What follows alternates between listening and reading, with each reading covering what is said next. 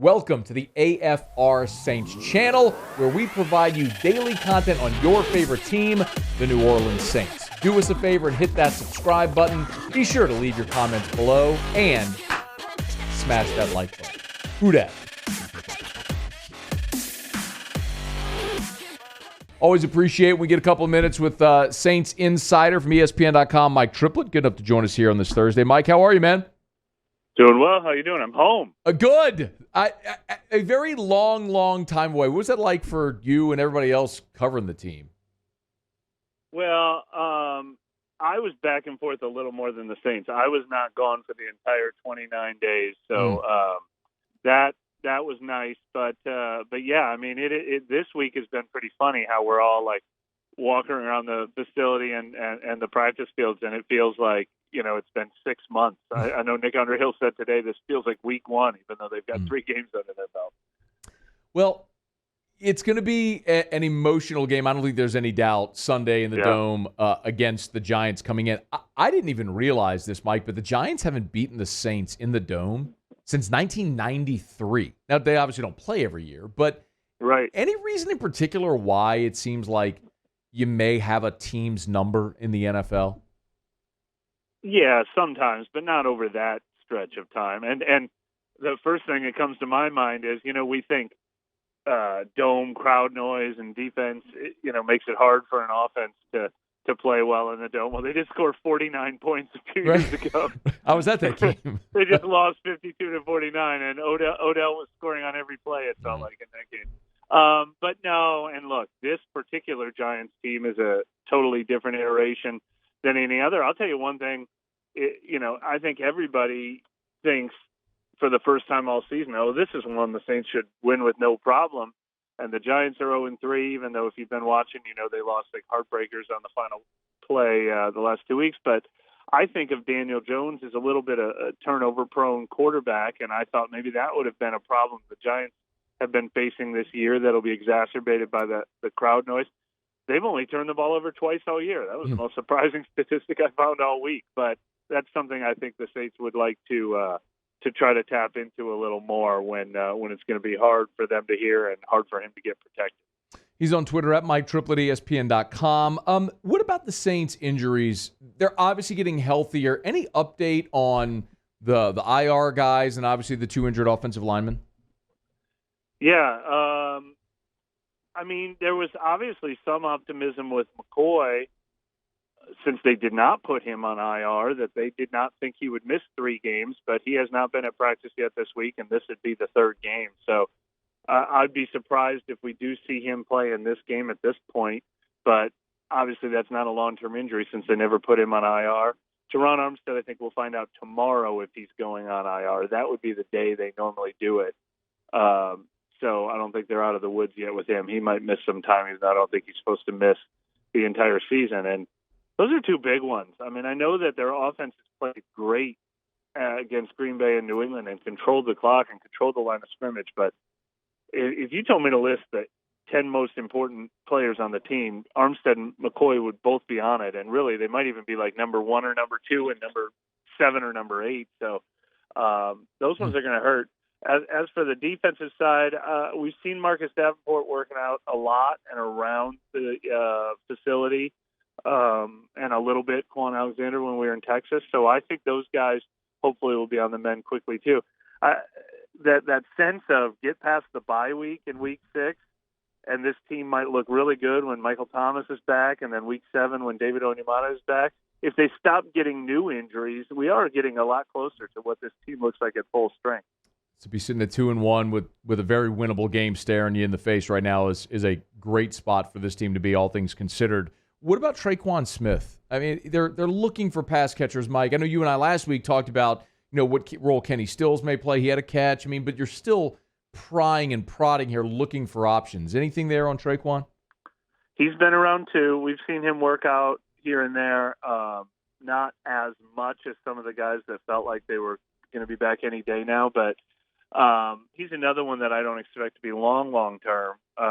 So Yeah, like I said, if they don't have any new injuries, all of a sudden they're going to have to cut like 8 guys for a couple of weeks.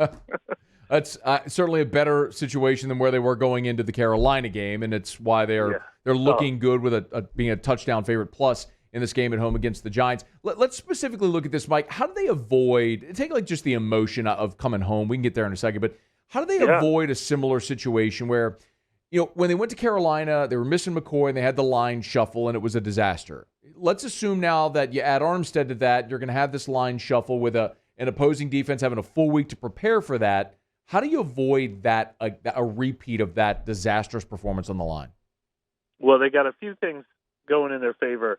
One is obviously being the home team with the crowd noise. I mean, they admitted that crowd noise really exacerbated the problem in Carolina. And when you think about it, they hadn't heard a lot of crowd noise in a couple years because last year they were not playing in front of full capacity fans on the road much.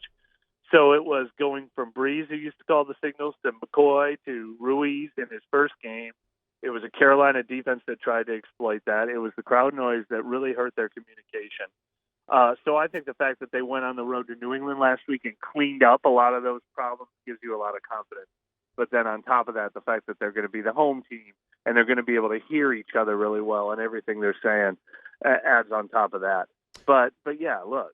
No McCoy, no Armstead. You can't sugarcoat it. That makes things more difficult. But, Mike, when you flip it over, even with some of the offensive struggles, the defense has been spectacular. Yeah. What about this matchup this week against New York? Am I oversimplifying it by saying, look, if the Saints' really, really good run defense can slow Saquon Barkley, the Saints are going to win this game? I mean, that's a big one. I keep wondering about Saquon myself. The Saints have maybe the best run defense in the league over the last couple of years, right there with Tampa Bay. And this guy, if he's right and he's getting closer and closer every week to being healthy, is as challenging as anyone they're going to face. Christian McCaffrey got his, as a runner and a pass catcher in that game against Carolina. So they don't just automatically shut down special talents like that. But you're right. I mean, now Daniel Jones does a lot of scrambling and running himself. So they're going to have to contain him. But his go-to receiver this year has been Sterling Shepard, and he looks like he might be out with an injury this week, which will, ramp up the degree of difficulty even more for them. Sterling Shepard's one of a couple of injuries at the receiver position, which is it's just very hard for me to see New York moving the football and generating enough offense to just pace this game. Unless if there's something you see that's an angle to this game that I might be missing. No, I mean just the the concept that the Saints are not a bulletproof team right now. I mean, we listed all the players that they're missing on offense and defense. We have not seen the total perfect game from Jameis Winston if they need him to win a game for them or if it's a close game. I still wonder what a game is going to look like if it's 27-24. And they need to score, 3 times down the field in the fourth quarter. How Jameis Winston is going to perform in a game like that when they can't just run out the clock like they've done in both of their wins so far this season. So, I mean, we're not there with the perfect, fully formed Saints team yet, and the Giants could very easily be 2-1 right now if they don't get a penalty called against them. Against the Redskins on that final field goal, or against Washington on that final field goal, and if they hold on to a double-digit lead against Atlanta last week, and you can't completely sleep on them, but I'm with you. I mean, I think 8 times out of 10, 9 times out of 10, this should be one the Saints put away.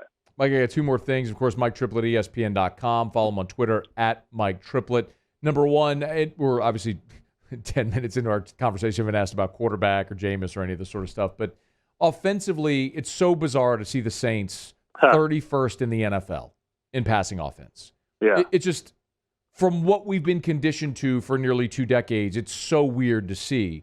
So what realistically, short of Michael Thomas returning, is going to allow that number to improve for this team? Well, I think the game scripts have been super, super weird. Like, great. The Saints would love it. The Saints will take this every single week if they are leading teams by, as much as they were leading Green Bay at halftime and as much as they were leading New England after Malcolm Jenkins returns that interception for a pick six on the first play of the third quarter, where they have the luxury of just saying, all right, Jameis, you're done for the day now in the third and fourth quarters.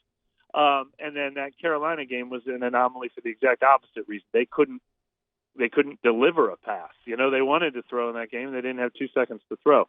I think the norm is, like I said, they're going to be in a lot of, one-score games in the high 20s where, they're going to need to pass and they're going to need to throw, and that's going to need to be a part of their game. I think we're going to see that 10 times out of the next 12. So, maybe it'll not be 300 passing yards every week, but I will take the over on 150 every week from here on out. I think we've seen 3 unique games so far. Mike, it will be the first time the Saints are in a capacity Caesar Superdome since the 2019 season, man, since the playoffs. So, I mean, you've spent as much time as anybody covering this team and in that city. So what are you anticipating on Sunday? Well, yeah, you can overhype it or whatever, but I think there's going to be a ton of energy early in this game, and there's going to be a ton of volume early in this game. The only thing that you ever have to caution in situations like that, I think the Saints are going to deliver. Their defense has just been on a mission this year. Their energy has been through the roof too. But the only vote of caution is when a crowd comes in that amped up. If the team does not continue it, they have their part to play in it too. I've seen a lot of halftimes where the Saints only had 6 points at halftime and they turned it over a couple times and the crowd was like, all right, give us something to cheer about. We can't do this all by ourselves. I could point to the NFC Championship game, the Saints-Rams game, where, boy, at the beginning it felt like the roof was going to blow off that building, and they squandered a couple early opportunities, and we know how it all ended. So it is a good point. Mike Triplett, ESPN.com, with us on Thursdays here. Make sure you're following him on Twitter. Read his stuff at ESPN.com. He's on Twitter at Mike Triplett. Mike, we appreciate it, man. Thanks. We'll talk next week. All right, thank you. Hey, thanks so much for watching. Please leave your comments. I love to interact, and be sure to hit the red subscribe button below.